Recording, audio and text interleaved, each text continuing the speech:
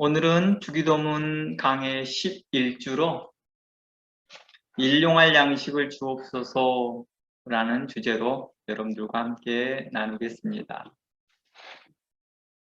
일용할 양식을 주옵시고 헬라어로 톤, 아르톤, 헤몬톤, 에피우시온, 도세민, 세메론이라고 나와 있습니다. 톤이라고 하는 헬라어 간사의 그 다음이 연결되어지는 것이 아르토니입니다. 이 아르토니를 해석하면 양식 또는 우리나라 성경에서는 떡이라고 번역되기도 하였습니다. 그런데 양식이라고 하는 이 아르토는 정확하게 번역하면 양식이라는 말이 더 맞아요. 떡이라는 말보다는요. 그리고 해민이라고 하는 우리들의라고 하는 말이 빠져 있는데요. 헬라어를 직역하면 우리의 양식을 이라고 말하겠죠. 톤 에피우시온, 더스 에민 세메론. 세메론이라는 제일 뒤에 있는 단어가 오늘날이라는 뜻이에요. 오늘날. 해민, 우리에게. 도스라는 것은 그 디도미의 그 동사 과거형이거든요. 과거 능동태로서 도스라고 해놨는데요. 디도미 주세요 이겁니다. 어떤 것을 톤 에피우시온 일용할 매일의 이런 의미를 가지고 있습니다. 아니면 이 에피우시온에 대해서 한번 헬라어를 조사해 보면 이 에피라는 이것은 전치사입니다. 뭐뭐 위에라는 전치사예요. 전치사 뭐뭐 위에라는 전치사에 에이미라는 단어가 합성되어 있는 거예요. 에피와 에이미 두 단어가 합성되어져서 에피우시온이라고 나온 겁니다. 그래서 이것을 두 단어를 합성해 되어진 것을 따로 분리해 보면 뭐뭇을 위하여, 뭐뭇에 대하여, 뭐뭇 위에라는 전치사와 함께 에이미라는 것은 영어의 is와 똑같아요. is, being과 똑같습니다. be, 나는 이다, 생존이다. 뭐 이렇게 의미도 해석될 수 있겠죠.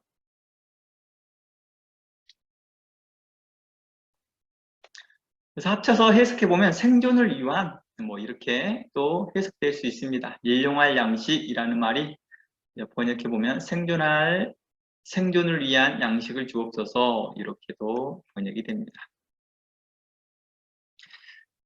주기도문에서 말한 그 일용할 양식, 이제 우리가 이 헬라어에서 말하고 있는 아르톤이라는 이 단어를 이제 우리나라 성경에서는 일용할 양식으로 되어졌기 때문에 이 양식을 이제 설명해 보려고 합니다. 주기도문에서 이 양식을 보통 일반적인 식사라고 이렇게 생각할 수 있거든요. 주기도문을 하다 보면서요.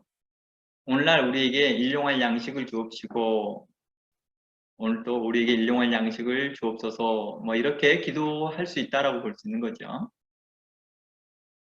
그러나 만일 일반적인 어떤 식사의 관점에서 양식을 성경에 나온 이 아르톤이라고 표현되어진 이 양식을 적용하기에는 성경을 굉장히 좁게 적용하고 있다라고 볼 수 있는 거죠. 그러니까 양식의 의미를 굉장히 좁은 의미에서 이해되고 있다는 것입니다. 또한 매일의 생존에 대한 것에 대한 양식이라고 해도요. 매일의 어떤 생존을 위한 양식을 주옵소서라고 해도 주기도문을 좀 좁은 의미에서 이해한다는 것입니다. 그러니까 매 끼니마다 우리의 양식을 주옵소서라고 하는 그렇게 기도를 적용하기에도 좁은 의미이고 그렇다고 해서 오늘 하루에 생존할 수 있는 양식을 주옵소서라고 기도한다 할지라도 여전히 좁은 의미라는 것입니다. 만일 주기도문에서 일반적인 식사나 또는 생존에 필요한 양식에 대한 간구, 기도보다는 이렇게 기도하는 게 어떨까라는 거예요. 감사 기도하는 게 맞지 않을까요? 우리가 그러잖아요. 식사 기도할 때 하나님 오늘 또 우리에게 양식을 주셔서 감사합니다. 오늘 또 음식을 주셔서 감사합니다. 오늘 또 우리에게 좋은 음식 주심을 감사합니다. 이렇게 기도합니다. 그렇죠? 일반적으로 아침 모닝이나 저녁 시간대 기도하시는 분들이 우리에게 일용할 양식을 주옵소서 또는 내일의 양식을 채워주시옵소서라고 기도 강구하지는 않는 것 같아요. 일반적으로 늘 우리에게 허락하실 그 양식에 감사하며 우리는 그 감사 기도에 하는 것이 더 익숙하다는 것입니다.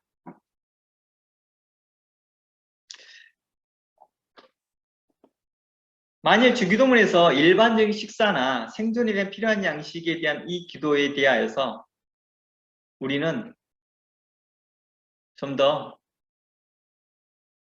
그 차원을 좀 넘어서 좀 더 생각해 봐야 될 것이라는 것입니다.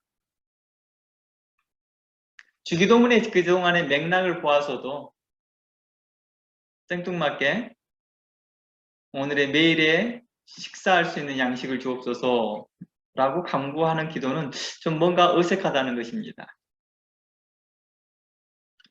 매일 일용할 양식을 달라고 기도하는 것은 그동안 우리가 하나님의 나라가 임해달라고 요청을 했고요. 그렇게 지금 현재 그 좀 전에 나라에 임하옵시며 뜻이 하늘에서 당신의 나라가 임하옵시며 아버지의 나라가 임하옵시며 그리고 아버지의 뜻이 하늘에서 이루어진 것 같이 땅에서도 이루어 달라고 요청한 기도 이후에 우리에게 매일의 양식을 주옵소서라고 기도하기에는 그러니까 우리가 말한 식사요. 식사는 생존에 필요한 양식을 주옵소서 하기에는 하나님의 나라와 이 맥락이 좀 맞지 않다는 것입니다. 도리어 주기도문 전체 맥락과 흐름을 좀 끊어지게 하더라는 것입니다. 지금 계속 주기도문 처음부터가 하나님의 나라부터 시작해요. 하늘에 계신 우리 아버지요. 그 하늘에 계신 우리 아버지가 하나님의 나라잖아요. 그리고 그 하나님의 하늘에 계신 우리 아버지여 부르면서 이름이 거룩히 여김을 받으시오며 그 나라가 임하옵시며 뜻이 하늘에서 이루어진 것 같이 땅에서도 이루어 달라고 기도하고 난 후에 그동안의 이 내용들을 우리는 자세히 살펴보았습니다. 그러한 맥락 가운데에서 일용할 양식을 달라고 하는 그것은 조금 그동안에 살펴봤던 흐름과 맥락을 좀 끊어지게 하더라는 것입니다. 도리어 매일 일용할 양식을 달라고 강구하는 것은 마치 하나님의 나라를 맞이하고 하나님 나라를 사모하고 그리고 하나님의 그 통치와 하나님의 주권이 이루어진 성도들이 또 그렇게 통치가 이루어지기를 바라는 성도들이 요청한 그 기도라고는 좀 어디인가 어색한 부분이 있다는 것입니다. 성숙한 믿음의 기도라기보다 하나님의 일하심과 돌보심과 인도하심을 전적으로 신뢰하지 못하는 광야교회 성도들의 모습에 더 가깝지 않을까 생각이 듭니다. 잠시 우리 주기도문을 광야교회에 한번 적용해서 한번 살펴보려고 합니다. 광야교회로 한번 들어가 볼까요? 모세와 함께 출애굽하고 홍해를 건너 광야교회에 들어온 이스라엘 백성들은요. 하나님의 일하심과 하나님의 권능과 하나님의 구원을 경험하였습니다. 마치 우리처럼요. 우리가 세상에 있다가 세상 정욕에 따라다녔고 마귀와 공중 세상의 권세를 잡고 또 공중의 권세 잡은 그 마귀를 쫓아다녔다라고 말합니다. 그리고 허물과 죄로 죽어 있었다라고 말합니다. 이것을 우리는 애굽의 때라고 말하죠. 영적으로. 그러니까 우리가 거기서 출애굽했다는 거예요. 그리고 우리가 하나님의 인도하심을 통하여서 하나님의 주권적인 택하심을 통하여서 우리가 하나님의 구원함을 입었다 이렇게 고백합니다. 예수 그리스도로 말미암아 그 어린 양의 피로써 말미암아 우리가 죄 사함을 얻었다. 이제 하나님과 가까이 갔다라고 말합니다. 그러면서 우리에게 그 약속한 땅 하나님의 나라를 향하여 우리는 걸어가고 있습니다. 이미 도래한 하나님의 나라를 경험하면서 또 앞으로 도래할 그 하나님의 나라를 또 찾아가고 있다는 것입니다. 이미 임한 그 하나님의 나라 이미 광야교회가 하나님과 함께 있었던 증거가 있었고 또 그들에게 약속한 그 하나님의 나라를 이제 실질적으로 가고 있다는 것입니다. 이미 그들에게 하나님 나라가 임하였고 광야교회에 그 임하였고 그 증거로 불기둥과 구름기둥으로 그들을 인도하셨다는 것입니다. 그리고 하늘에서 하늘의 양식 만나가 내려왔거든요. 40년 동안 그들이 일생 동안 한 번도 먹어보지 않았던 그 하늘의 만나를 먹기 시작합니다. 가나안 땅에 입성하기 전까지 그들은 먹기 시작합니다. 이것이 곧 뭡니까? 하나님의 인도하심, 하나님의 통치, 하나님의 주권적인 것이 역사가 일어나고 있다는 것입니다. 하나님이 그들과 함께하고 있다는 사실을 증거해주고 있는 것입니다. 이걸 두고 우리는 하나님의 나라라고 말하는 것입니다. 이제 그들은 오직 하나님의 통치와 인도하심만을 믿고 의지하고 그 약속의 땅, 가나안 땅으로 가야만 합니다. 이제 그들은요, 하나님께서 하늘에서 매일 새벽에 내린 일용할 양식 만나를 먹으며 이제 살았습니다. 하나님의 나라를 경험하고 하나님의 나라의 것을 직접 맛보고 약속의 땅을 소망하며 걸어가고 있었다는 것입니다. 행군하고 있었는 거죠. 믿음의 삶, 신앙의 삶, 우리의 성도의 삶이 바로 이와 같다는 것입니다.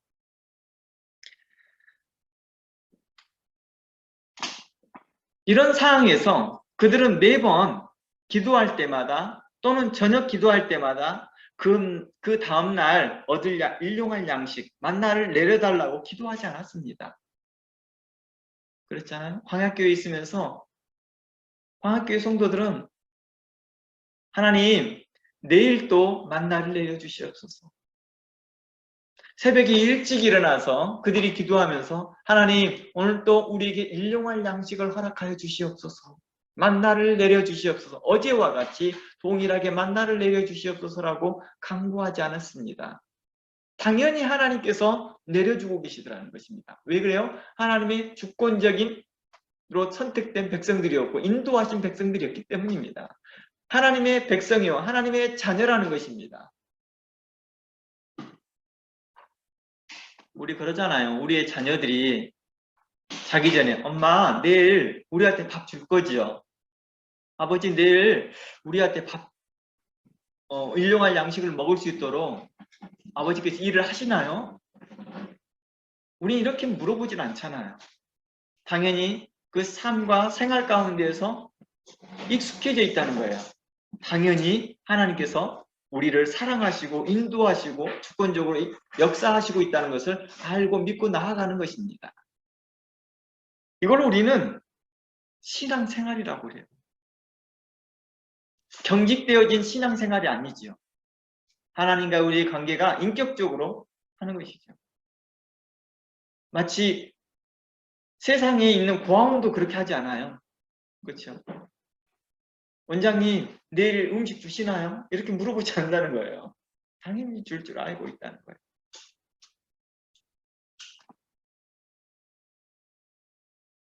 이제 그들은 하늘에서 매일 새벽에 내린 일용할 양식 만나를 먹으며 살았습니다. 하나님의 나라를 경험하고 하나님의 나라의 것을 직접 맛보고 약속의 땅으로 걸어가는 것이죠. 그러면서 그들은 매일 만나를 허락하신 하나님께 감사한 것이죠. 하나님 고맙습니다. 그래서 새벽마다 그 만나를 거둘 때마다 그들은 감사한 마음으로 걷기만 하면 되는 것입니다. 하나님 감사합니다. 하나님 찬양합니다. 오늘도 우리에게 생존할 수 있도록 해주신 것을 감사합니다. 그러니까 만약에 이러한 맥락이란다면 주기도문도 이렇게 가르쳐야 되겠죠. 오늘날 우리에게 일용할 양식을 주심을 감사합니다. 이렇게 기도해야 되잖아요. 주기도문 내용이 맥락을 그렇게 하려고 한다면. 그런데 강구하고 있다는 거예요. 달라고 강구하고 있다는 것입니다. 하나님 나라가 임하여 주시옵소서. 아버지의 뜻이 임하여 주시옵소서. 그리고 그 강구와 함께 우리에게 또한 일용할 양식을 달라고 하는 그 강구는 하나님의 나라와 무언가 연관이 있겠죠.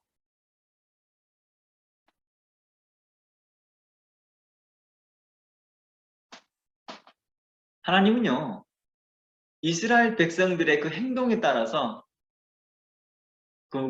그들이 가끔 광야교회에서 강팍하기도 하고 하나님 명령을 어기기도 하고 모세를 대항하기도 하잖아요. 하나님께서는 이스라엘 백성들이 어떤 행동을 하였든지 하나님께서는요, 그 택하신 이스라엘 백성의 행위와 태도와 상관하지 아니하고 그 만나를 내려주시더라고요.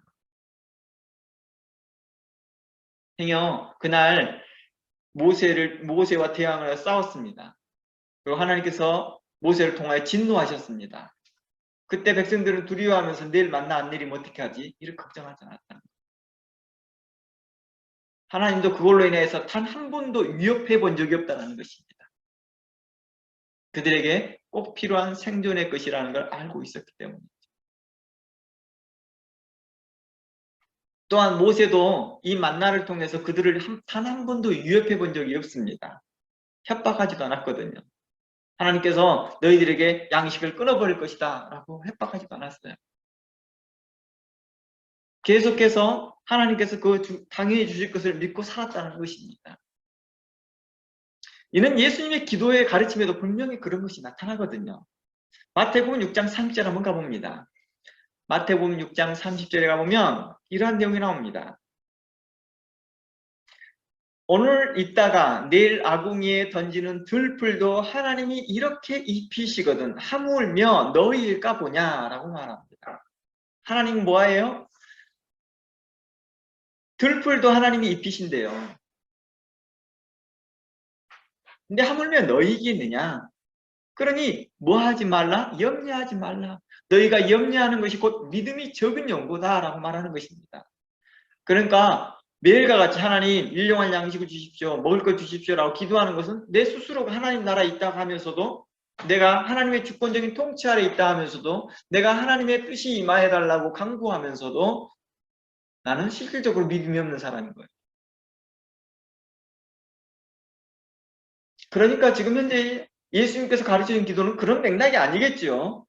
일반적인 식사나 우리의 생존에 필요한 어떤 양식에 대한 내용이 아니라는 것을 우리는 점점 확인하고 있는 것입니다.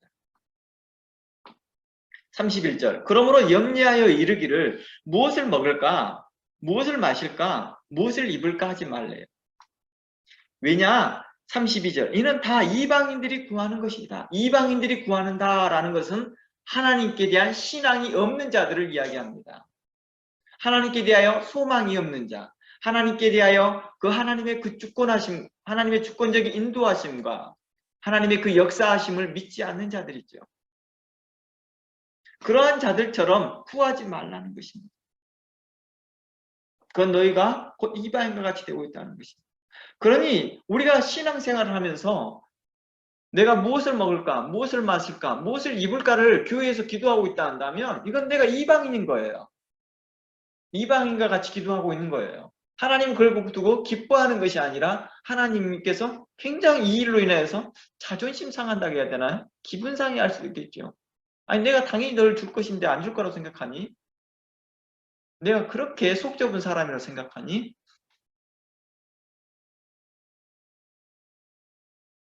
너와 나의 관계가 있잖아. 그런 신뢰 관계가 있는데 그렇게까지 말하면 내가 서운하지. 이런 맥락이겠죠. 32절 그러므로 천부께서는 천부라는 말이 무슨 뜻이에요? 하늘에 계신 아버지라는 뜻이에요. 천자 하늘 천자 부자가 아버지 부자니까 하늘에 계신 아버지께서 이 모든 것이 너희에게 있어야 할 줄을 덜이 하나님이 더 잘 아신다는 거예요.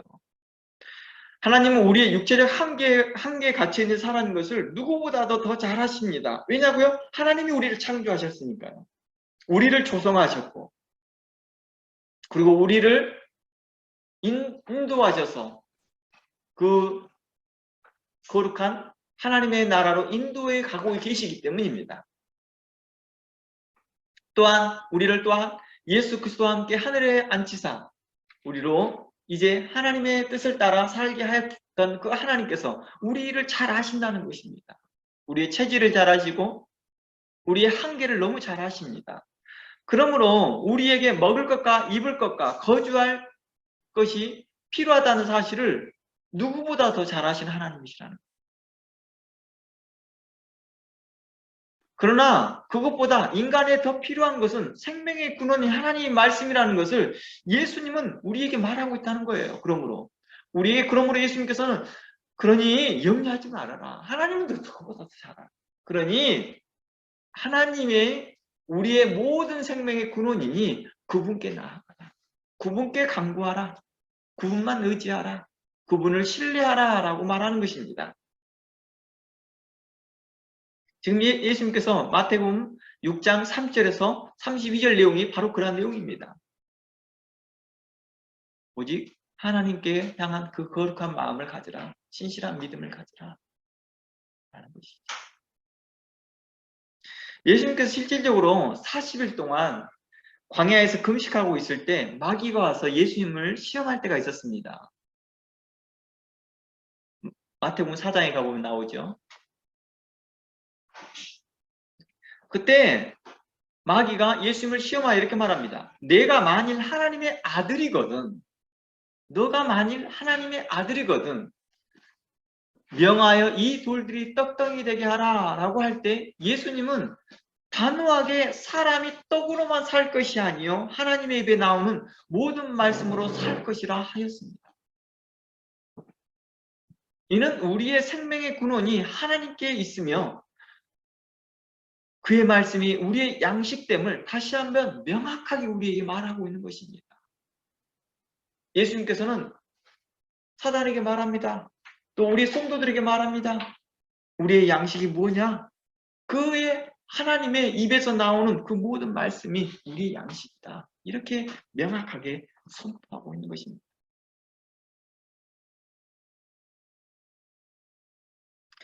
그러나요? 그렇게 믿지 못하고 마음에 염려하고 내일 또 그 만나를 달라고 간구하고 또는 내일은 어떻게 될지 모른다는 불안감으로 아침에 만나를 많이 거두거나 또는 일부러 아껴두어 그날 저녁에 아껴두었다가 내일 위해 뭘 먹을 것을 위해서 남겨두어서 자들에게 대해서 하나님께서는 책망하셨거든요. 모세는 그들을 향하여 노하였습니다. 왜냐고요? 하나님을 전적으로 믿지 못한 것이기 때문이죠. 그들을 책망합니다. 그래야 결국 어떻게 합니까? 매일 만나가 내릴 거다. 새벽마다 내릴 것이다. 너희는 새벽에 가서 내릴 거니 아침에 가서 거두기만 하면 된다. 그걸 믿으라 이렇게 말합니다. 그러나 백성들은 믿지 못합니다. 백성들 중에 일부들은 믿지 못합니다. 그래서 그 저녁에 남겨놓습니다. 혹시 모르잖아 내일 모르냐. 오면 뭐 좋고 오면 좋고 혹 안 내린다 할지라도 우리는 서바이브 할 수 있잖아.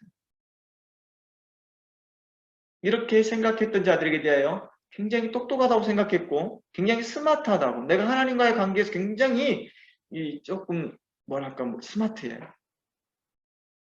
이렇게 생각했던 자들에게 대하여 모세는 책망합니다. 모세는 진노합니다. 하나님은 그들에게 대하여 분노합니다. 어찌하여 믿지 못하느냐. 그리고 아침까지 두었던 그 만나는 벌레가 생기고 좀이 생겨버립니다. 먹지 못하게 됐거든요. 단 한 입도 취할 수 없게끔 하나님은 그렇게 하셨습니다. 마치 광야에서 하나님께서 약속하신 하늘에서 내린 만나를 매일 먹었던 백성들이 일용할 양식을 매번 기도할 때마다 매번 저녁 기도할 때마다 그 만나 그 일용할 양식을 달라고 기도하기보다 오늘도 일용할 양식을 주신 하나님께 감사만 했을 것입니다. 도리어 기도 때마다 매일 일용할 양식을 달라고 기도하는 것은 우리 하나님을 믿지 못하는 것이기에 그들에게 대하여서 책망하실 것이죠. 우리 잠시 한번 봐볼까요? 출애굽기요. 네, 이 내용을 잠시 한번 봐볼게요. 출애굽기 16장 13절 한번 가보겠습니다. 출애굽기 16장 13절 빠르게 한번 읽고 제가 설명했던 내용들이 다 있으니까 따로 설명할 것은 많이 없을 것 같은데요. 13절 저녁에는 메추라기가 와서 진을 덮이고 아침에는 이슬이 진 사면에 있더니 그 이슬이 마른 후에 광야 지면에 작고 둥글며 서리같이 세미한 것이 있는지라. 이스라엘 자손이 보고 그것이 무엇인지 알지 못하여 서로 이르되 이것이 무엇이냐 하니 모세가 그들을 이르되 이는 여호와께서 너희에게 주어 먹게 하신 양식이니라. 여호와께서 이와 같이 명하시기를 너희 각 사람의 식량대로 이것을 거둘지니 곧 너희 인수대로 명하여 한 우매씩 취하되 각 사람이 그 장막에 있는 자들을 위하여 취할지니라 하였느니라.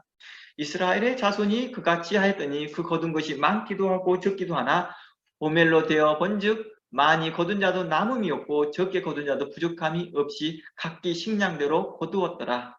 모세가 그들에게 이르기를 아무든지 아침까지 그것을 남겨두지 말라 하였으나 그들이 모세의 말을 청종하지 아니하고 더러는 아침까지 두었더니 벌레가 생기고 냄새가 난지라. 모세가 그들에게 노한지라. 무리가 아침마다 각기 식량대로 거두고 해가 뜨겁게 쪼이면 그것이 쓰러졌더라. 제6일에는 각 사람이 갑절의 식물 곧 하나에 두 오매씩 거둔지라. 해중에 모든 두목이 와서 모세의 구함에 모세가 그들에게 이르되 여호와께서 이같이 말씀하셨느니라. 내일은 휴식이니 여호와께서 거룩한 안식이니라. 너희가 구울 것은 굽고 삶을 것은 삶고 그 나머지는 다 너희를 위하여 아침까지 간수하라. 그들이 모세의 명한 대로 아침까지 간수하였으나 냄새도 나지 아니하고 벌레도 생기지 아니하니라.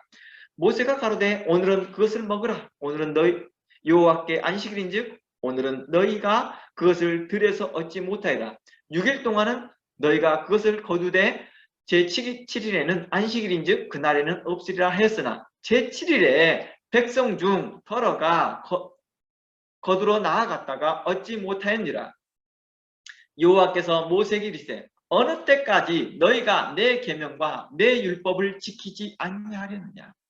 볼지어다 여호와가 너희에게 안식일을 주므로 제7일에는 이틀 양식을 너희에게 주는 것이니 너희는 각기 처소에 있고 제7일에는 아무도 그 처소에서 나오지 말지니라. 그러므로 백성이 제7일의 안식이니라. 이스라엘 족속이 그 이름을 만나라 했으니 가시 같고 희고 그 맛은 꿀 섞은 과자와 같다라고 하였습니다.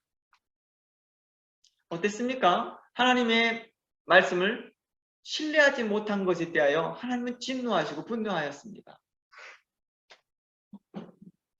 그러니까 지금 현재 주기도문의 맥락상에서 계속해서 우리에게 일용할 양식을 달라고 요청하는 그 기도는 우리가 말하는 일반적인 식사의 내용이 아니라는 것을 우리는 이제 짐작할 수 있습니다. 생존에 위한 양식이 아니라는 것을 우리는 알 수 있다는 것입니다. 도리어 하나님은 우리가 구하기 전에도 이미 그것이 우리에게 필요하다는 걸 너무나 더 잘 아신 하나님이라는 것입니다. 우리의 육체의 한계를 너무 잘 아시기 때문입니다. 특히 출애굽기 좀 전에 읽었던 20절 말씀을 한번 봐보면 백성 중에 더러는 아침까지 두었던 이유가 뭘 때문일까요? 왜 백성들은 자신들이 모세를 통하여 하나님의 계명과 말씀이 있었는데 그 말씀을 순종하지 못했을까요? 모세의 말을 순종하지 않는 것이 아니라 누구의 말을 순종하지 않는 결과가 얻은 거예요? 하나님의 말씀을 순종하지 않는 결과가 얻은 거죠. 왜 그런데 그들이 그렇게 하나님을 인도하심을 받으면서도 하나님의 그 주권적인 통치를 받으면서도 그들이 광야교회이지만 그들은 곧 하나님이 함께하고 있기에 곧 그것도 하늘 나라인데도 불구하고도 그 하나님의 나라 안에서 그들은 왜 하나님을 신뢰하지 못했을까요? 왜 하나님의 주권적인 인도하심을 믿지 못했을까요? 또한 그들이 바라볼 그 영원한 하나님의 나라, 곧 가나안 땅을 향해 가고 있는 그 여정 가운데에서도 그들은 왜 하나님을 신뢰하지 못했을까요? 그들이 거두었고 그들이 덜어 남겼던 제 안식일 때 거두러 나갔고 그리고 매일 거두었던 음식을 남겼던 그런 사람들의 그 이유가 바로 자신의 경험 때문이었죠. 자신들의 경험 때문이었죠. 결핍에 대한 두려움, 미래에 대한 두려움 때문에 매일매일 양식을 내려주겠다는 하나님의 약속과 모세의 말을 믿지 않고 만나를 축적한 것이죠. 모아둔 것이죠.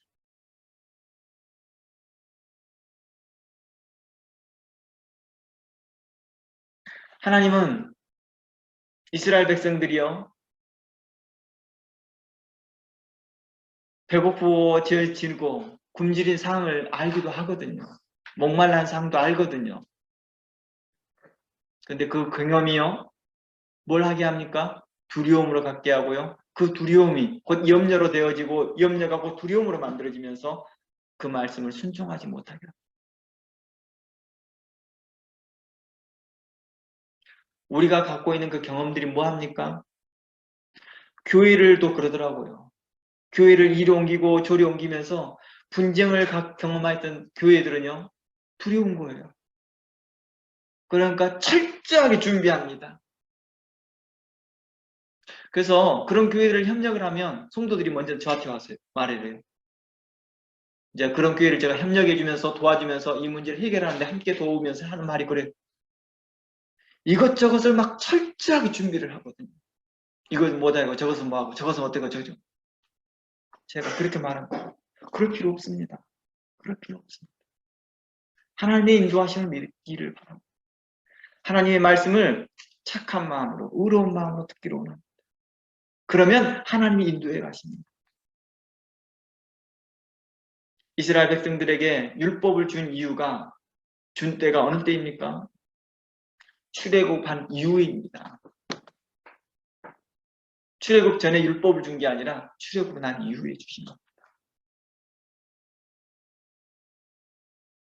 이미 하나님께서 우리를 인도하실 것을 신뢰하고 믿는다 한다면 하나님께서 이 일을 우리 교회의, 이 교회의 문제들을 해결해 나가실 것입니다. 믿지 않습니다. 듣지 않으려고 합니다. 자신의 방식대로 하려고 합니다. 결국 그 방식이 맞는 목사를 청빙하고 그 목사와 함께 합니다. 그러나 어때요? 그 목사님도요, 하나님의 의로운 말씀대로 행하려다 보니까 그것과 안 맞는 거죠. 처음에는 약속을 했었지 모르지만은 목사님도 계속해서 성경을 연구하고 계속해서 그 목사님의 의로운 말씀을 증거하기 위해 설교를 매주마다 설교를 연구하고 수요일마다 연구를 하다 보니까 말씀이 그렇게 가르치지 아니하니까 의로운 말씀을 목사님 말 하다 보니까 또 그 성도와 가치관이 다른 거예요. 그러니까 또 그 목사님 내보내고 또 다른 걸 또 청빙하고 그러더라는 거예요. 그 자신들이 맞다고 생각하고 있더라고요.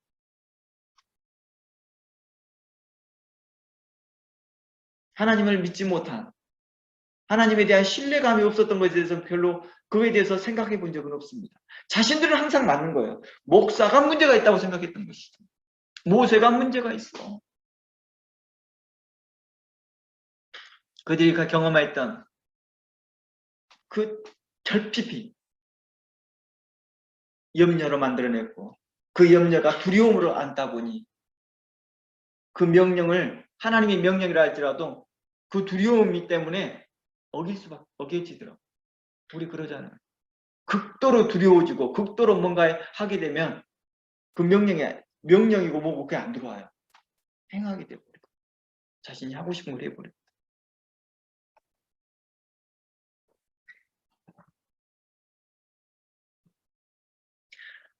불순종의 이유가 자신의 불안과 또한 자신의 탐욕 때문이라는 것입니다. 더러는 더 거두러 나가잖아요. 안식일에 거두러 나가지 말라고 말하는데 또 거두러 나갑니다.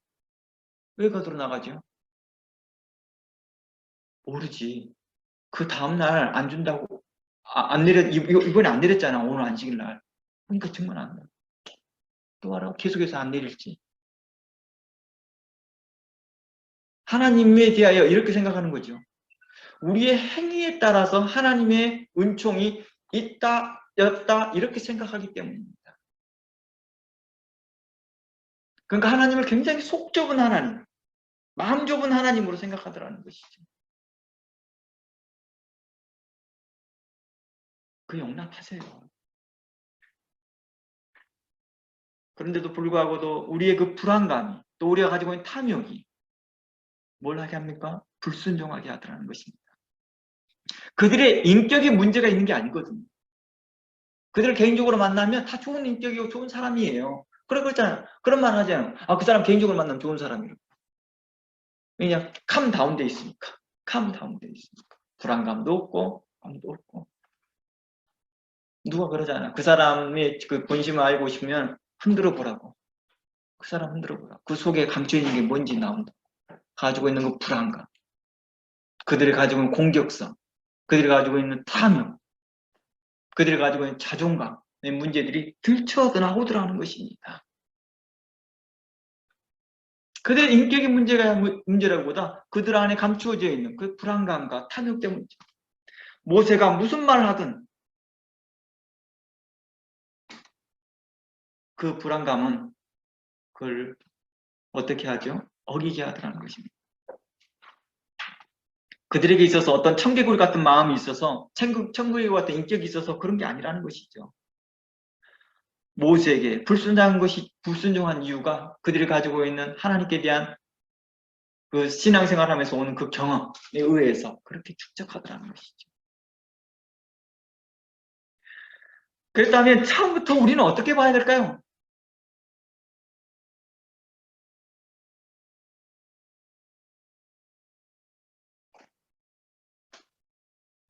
만약에 그들의 인격이 문제였다 한다면 우리 요즘 들어와서 이렇게 인격장애 있는 사람들에 대한 유튜브 같은 거 많이 나오잖아요.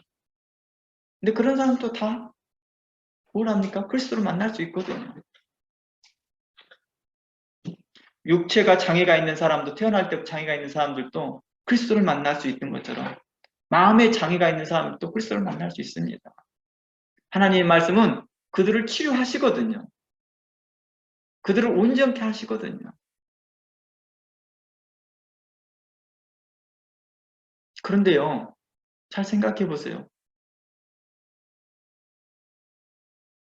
몸이 지체가 부족한 부분 있는 사람들이 그런 사람들이 모두 다 죽게 돌아온다고 해서 온전한 사람처럼 되어 있나요? 그렇지 못하더라고요. 정상적인 사람도 죽게 돌아왔는데도 사회생활이나 가정생활 아무 문제가 없는 사람도 죽게 돌아왔는데도 여전히 불순종하거든요. 광야에 있는 교회 모습 보세요. 광야에 있는 그 성도들 중에서 몸에 장애가 있는 사람 몇 퍼센트 있을까요? 예를 들어서 10%, 1%라고 합시다. 1%. 나머지 99%는 다 뭐예요? 정상인데. 근데도 이런 일이 벌어지잖아요. 그러니까 제 말을 오해하지 않아야 됩니다. 장애가 있다고 해서 예수를 만나면 다 회복되느냐? 맞습니다. 그러나 그 신앙생활에서 삶이 변화되는 것은 그 삶이 하나님 앞에 대한 믿음으로 화합해야 되는 것이죠. 하나님 말씀을 믿음으로 화합하는 거죠. 착한 마음으로, 겸손한 마음으로, 의로운 마음으로 계속 듣고 있어야 되는 것이죠. 만약에 인격이 문제라면 그들은 어땠을까요? 처음부터 애굽을 나오지도 않았었겠죠. 애굽을 나오지 않았어요. 모세를 향하여서 뭐 그렇게 생각하지도 않겠죠. 진작 또 진영을 이탈해버렸겠죠. 자신들의 삶을 찾아 나서버렸겠죠. 그냥 주변국도 출애굽하고도 광야에서 주변국들이 갈 수 있는 길이 많았거든요. 빨리 갈 수 있잖아요. 그들에게 몰려오는 미래에 대한 불안감, 탐욕이 모세의 말에 순종하지 못하게 했던 것이죠. 이렇게 불안과 탐욕은 모세의 말에 순종하지 못하게 하고 하나님 외에 다른 우상을 이제 만들게 하더라는 것입니다. 그들이 경험했던 그 경험 때문에.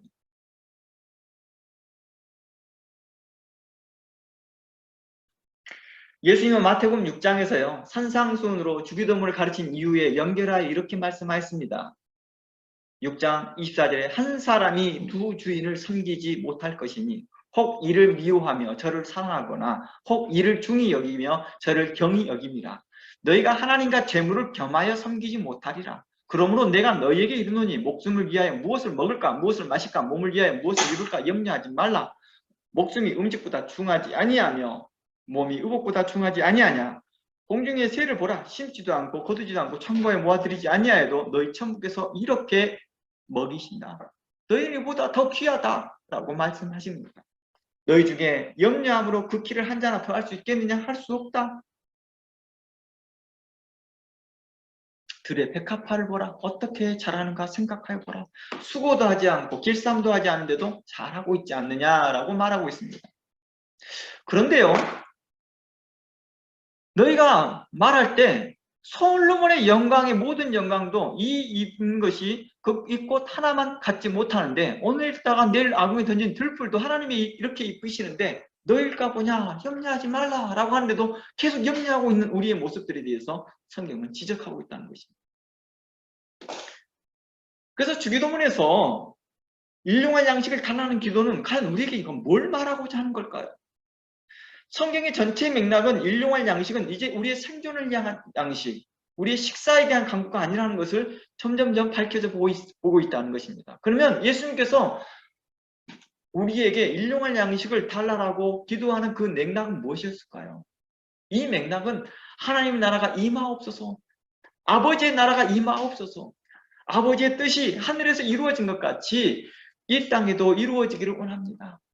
아버지의 뜻이 우리의 성도들에게, 우리 교회들에게 이루어진 것처럼 이제 저 이방 땅에도, 저 세상에도 이루어지기를 원합니다라고 간구했던 그러한 성도들의 입에서 나와야 될 그 다음에 간구가 일용할 양식을 달라고 하는 그 기도는 과연 무엇일까요? 이 간구는 바로 뜻이 하늘의 주름같이 땅에서 이루어지겠다는 간구와 같이, 즉 하나님의 나라와 의를 위한 간구여야 되겠죠. 하나님의 나라와 의를 위한 간구. 이것은 마태복음 6장 31절 33절에서 예수님께서 우리 가르친 기도와 방향이 같은 것이죠. 뭐라고 말했습니까? 그러므로 너희는 먼저 그의 나라와 그의 의를 구하라 라고 했다는 것입니다. 천부께서 뭐하라? 너희에게 있어야 할 줄을 이미 알고 있다. 너희가 무엇을 먹을까, 무엇을 마실까, 무엇을 입을까를 위하여 기도하지 말라라고 말하잖아요. 그러니까 같은 6장에서, 마태복음 같은 6장에서 소유에서는 일용할 양식을 달라고 그러게 했고, 그리고 그 6장을 계속 설명해 나가시면서 주기도문이 가르치고 난 후에 설명이 너희는 무엇을 먹을까, 무엇을 입을까, 무엇을 마실까를 위해 기도하지 말라. 이는 천부께서 다 알고 있다. 너희는 도리어 뭘 위해서 기도하라? 아버지의 나라와 아버지의 의를 위하여 기도하라 라고 말하는 것입니다. 그러니까 당연히 일용할 양식을 달라고 하는 그것은 곧 하나님의 나라와 관련되어 있는 거겠죠. 당연히. 우리가 현재 성도로서 간구하고 있는 기도의 연속적인 맥락이 같아야 되겠다는 거예요. 초점도 같아야 되겠죠. 디모데전서 6장 6절 한번 가보겠습니다. 디모데전서 6장 6절입니다.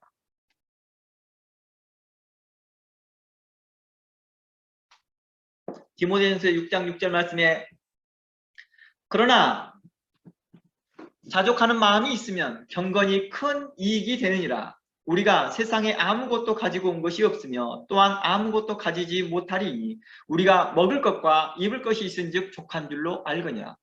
부활해 하는 자들은 시험과 올무와 여러 가지 어리석고 해로운 정욕에 떨어지나니 곧 사람의 침륜과 멸망에 빠지게 하는 것이니라.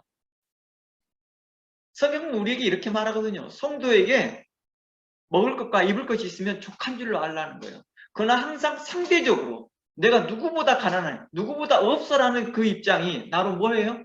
나로 병들게 하더라는 것입니다. 그걸 많이 챙기고 있으면 좀과 동록이 있어서 나로 끊임없이 내 삶을 병들게 하더라는 것입니다. 그런데도 여전히 그것이 나를 유익하게 한다라고 믿고 있습니다. 9절 부하는 자들아 시험과 올무와 여러 가지 어리석고 해로운 정욕에 떨어질 것이다 라고 말합니다. 그러면서 10절 돈을 사랑함이, 여기서 돈이라는 것은 뭐예요? 모든 재물과 세상에 대한 얻고자 하는 유익함이겠죠. 세상에 유익한 것들이죠. 돈을 사랑함이 일만하게 뿌리가 되나니 이것을 사모하는 자들이 미혹을 받아 믿음에서 떠나 많은 근심으로 자기를 찔렀도다. 여기서 돈을 사랑한다는 말이 뭘까요? 그것이 곧 일만하게 악의 뿌리래요. 돈이 해결할 수 있는 힘이 너무나 많으니까요. 돈으로서 해결할 수 있는 것들이 너무나 크기 때문이죠. 먹을 것도 해결하고 사람의 관계도 해결하거든요. 실상 교회도 움직여요. 정치인들이 가장 두려워한 대상들 중에서, 단체들 중에서 종교적 단체들, 그들의 돈과 자금력과 이동 능력이죠. 사람 움직이는 능력이 그 어떤 기관에도 비교할 수만 없을 만큼 스트롱합니다. 그래서 정치인들이 가장 두려워하는 것이 종교 집단이에요. 그들의 자금력과 이동 능력이 어마어마하기 때문이죠.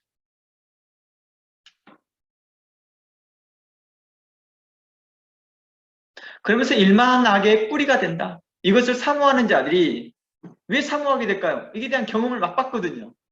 돈의 힘을 맛을 봤거든요. 그래서 미혹을 받아 믿음에서 떠날 것이다. 결국에는 그 믿음을 떠나게 되면 어떨까요? 믿음을 떠나면 교회를 포기하나요? 아니라는 거예요. 여전히 교회 생활을 하고 있더라는 거예요. 그러니까 자신이 믿음을 떠났다고 생각을 못하는 것이죠. 많은 근심으로 자기를 찔렀도다. 오직 너 하나님의 사람아 이것을 피하고 우와 경건과 믿음과 사랑과 인내와 온유를 좇으라 라고 말합니다. 뭘 좇으라고 말해요? 오늘의 초점일 것입니다. 우리가 구하는 그 일용할 양식에 대한 초점이라는 거예요. 바로 이것을 사모하래요. 무엇을 사모하래요? 의와 경건과 믿음과 사랑과 인내와 온유를 사모하라고 말합니다. 그걸 쫓아가래요. 그걸 구하래요. 믿음의 선한 싸움을 싸우라. 영생을 취하라. 이를 위하여 너희가 부르심을 입었고 많은 증인 앞에서 선한 증거를 얻었다라고 말합니다. 우리의 부르심이 바로 이곳에 있다는 것입니다. 예수 믿어서 부자 되는 거, 예수 믿어서 큰 돈을 버는 거, 이게 초점이 있는 게 아니라 예수 믿어서 내가 의로움과 경건함과 믿음과 사랑과 인내와 온유를 강구하는 삶이 바뀌는 거죠. 전에와 같이 이방인과 같이 세상 사람처럼 내가 구하는 것이 아니라 무엇을 먹을까, 무엇을 마실까, 무엇을 입을까를 구하는 것이 아니라 쫓아가는 것이 아니라 이제 이걸 구하는 것이죠. 무엇이 의로운 것인지, 무엇이 경건한 것인지, 어떤 것이 믿음의 삶인지, 그리고 어떻게 서로 사랑하는 것인지, 그리고 어떻게 인내하며 온유하며 하나님의 성도들과 관계하는 것인지를 그걸 찾아가는 것입니다.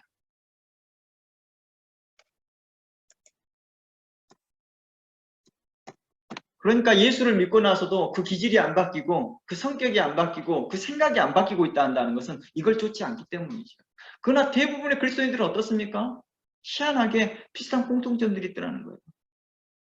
우리 그러잖아요. 그리스도인들은 저 사람 굉장히 자기한테 착해 보여. 말을 하지 않았어요. 자기는 그리스도인이라 말 안 했어요. 그런데 자신에게 착하게 대해주고 자기에게 의롭게 행동해주는 거 보면 혹시 저 사람 그리스도인 아니야? 이런 생각을 갖게 하잖아요. 왜 그래요? 자신들이 그리스도인으로서 경험했기 때문이죠. 그런 것들. 그래서 우리는 그리스도인이라는 말이 자연스럽게 이걸 쫓아가는 사람이라는 거예요. 그런데 부패하여서 이제 다시 돈을 쫓아가기 시작한다면 이제 야고보서의 말씀처럼 우리에게 이렇게 말하는 거죠.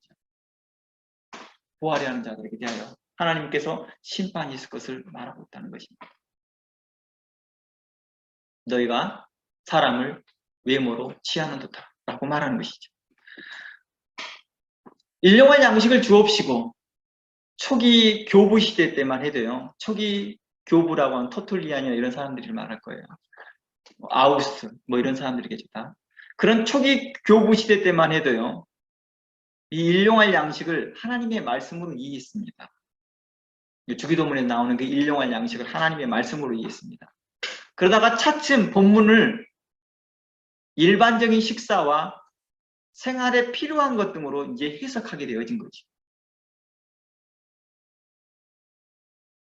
이러한 관점이 성경에 나온 복이 차츰차츰 해석이 이상한 쪽으로 해석되어다 보니까 나중에 어느 쪽으로 해석되어지고 풍요신학으로 잘못되게 발전되는 것과 똑같은 목적인 거예요.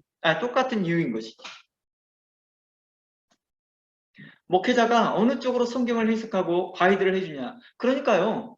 신학교에서 교수님들이 굉장히 중요해요. 근데 또 이것도 있더라고요.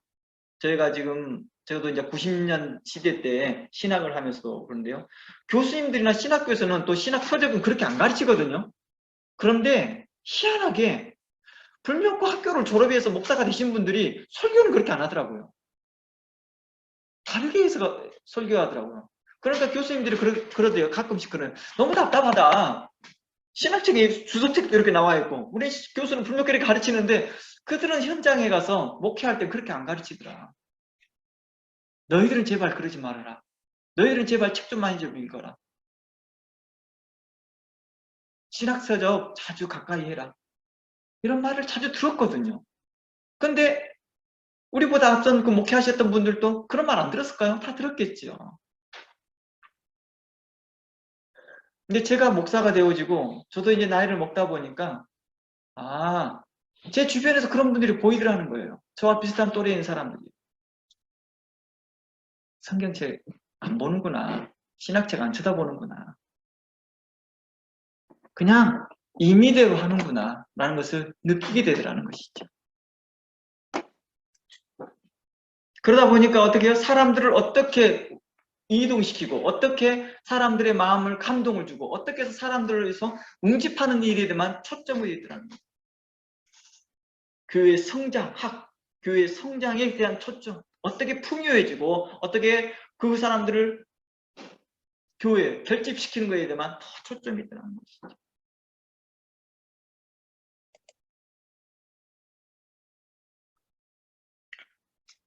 제가 좀 흥분했다면 감당 하시고요. 제가 이런 방향으로 이야기하다 보면 약간 제가 흥분하는 것 같습니다. 다시 초점으로 들어가 보겠습니다. 성경 전체적으로 양식에 대한 것은요, 성경에서 양식이란 단어가 나올 때는 이 세 가지 패턴으로 이야기해요. 일반적으로 우리가 먹는 음식 식사이죠. 일반적으로 먹는 식사이죠. 그걸 포함합니다. 그래서 성경에서도 음식을 먹는 음식에 대해서 아르톤이라는 단어를 쓰거나 이런 단어를 쓸 때마다 일반 식사로서 많이 쓰이거든요. 그러나 주기도문의 맥락에서는 양식은 하나님의 말씀이라는 대전제 속에서 하나님의 나라와 의를 위한 강구에 초점이 맞춰져야 되는 것입니다. 그러니까 주기도문에서 말하는 그 양식은 하나님의 말씀이라는 그 대전제 속에 들어가 있어야 됩니다. 그 대전제 속에 안에서 하나님의 나라와 의를 위한 강구라고 이해해야 됩니다. 바로 이 땅에 이루어질 하나님의 나라와 의를 위해 구체적으로 하나님께 강구하고 있는 것입니다. 이제 일용할 양식을 주옵소서라고 하는 것은요, 아버지의 뜻이 이제 우리에게 임하였습니다. 그러면 이제 우리가 그 하나님의 나라와 의를 위해 구체적으로 어떻게 살아야 될 것인지를 강구하는 그 기도가 일용할 양식을 주옵소서. 그게 바로 하나님의 말씀을 우리에게 허락하여 주시옵소서. 우리가 하나님의 말씀으로 살겠습니다. 이 말이 있거든요. 그러니까 제가 나라에 임하옵시며 라는 그 기도에 대해서 설명할 때 이렇게 말했죠. 아버지의 통치가 내게 임하여 주시옵소서. 아버지가 나를 통치해 주시고 나를 다스려 주시옵소서 라고 간구하는 사람들의 그 믿음의 전제가 뭐가 있다? 라고 말했죠. 기억나십니까? 제가 아버지의 말씀대로 순종하겠습니다. 라는 것이 전제되어 있다는 거예요. 그런 전제 가운데 아버지여 나를 통치해 주시옵소서. 아버지께서 무슨 말씀하시는지 제가 아버지의 말씀을 따라가겠습니다. 주 말씀하시면 내가 가고 내가 멈춰 서겠습니다. 라는 게 전제되어 있다는 것입니다. 이제 그러니 아버지여 이제 말씀하여 주시옵소서. 매일 내게 말씀하여 주시옵소서. 성령께서 내게 늘 감동하여 주시옵시고 역사하여 주사 내가 하나님의 말씀을 떠나서는 결코 살 수 없음을 제가 고백합니다. 혹 물고기가 물을 떠나 살 수 있을지 모르구나. 저는 하나님을 떠나서는 살 수 없습니다. 라는 게 그 고백에 전제되어 있는 것이겠죠. 이제 그러니 이제 말씀하여 주시옵소서 라고 하는 것입니다.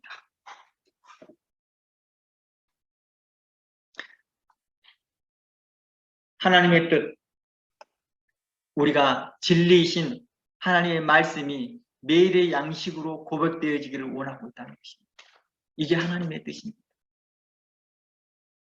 하나님께서 우리를 향한 그 하나님의 그 뜻은 우리가 매일같이 고백되어지는 그 고백 가운데서 하나님의 말씀이 우리의 매일의 양식입니다. 우리의 생존의 양식입니다. 라고 고백되어지기를 원하고 있다는 것입니다. 그리고 그렇게 살아가기를 원하고 있다는 것입니다. 그리고 그 말씀으로 우리가 양육되어지기를 바라시는 하나님이시라는 것입니다. 우리가 그 말씀으로 성장되기를 원하시는 하나님이라는 것입니다. 즉 하나님의 말씀으로 양육받는 하나님의 백성 되는 것입니다. 하나님의 백성으로 성장하는 것입니다. 이것은 지난번에 우리가 살펴봤던 웨스트민스터에서 하나님의 나라에 대해서 가르치는 내용과 같은 내용이에요. 웨스트민스터에서 하나님의 나라에 대해서 이렇게 말하였죠. 제가 그것을 요약하고 중약한 거예요. 다 풀로 다 이야기하지 않습니다. 필요한 부분만 제가 읽어나갑니다. 그 웨스트민스터에서 하나님 나라, 주기도문에서 하나님 나라가 임하여 달라는 것은 복음이 온 세계에 전파되고 회심한 자들이 세움을 받고 위안을 얻고 효과적으로 양육되기를 기도하는 것이다 라고 말하는 것입니다. 바로 아버지의 나라가 임한다는 뜻이 바로 그거죠. 그리고 그리스도가 이 세상에서 우리의 마음을 주관하시고 그리스도께서 속히 재림하셔서 우리가 그로 더불어 영원한 왕노릇 할 것을 간절히 바라고 기도하는 것이다. 그래서 우리에게는 이중성 기도가 있다는 것입니다. 하나님 나라가 현재 우리에게 임할 뿐만 아니라 앞으로 미래에 도래할 그 하나님의 나라, 그리스도의 나라를 또한 강구하는 것입니다.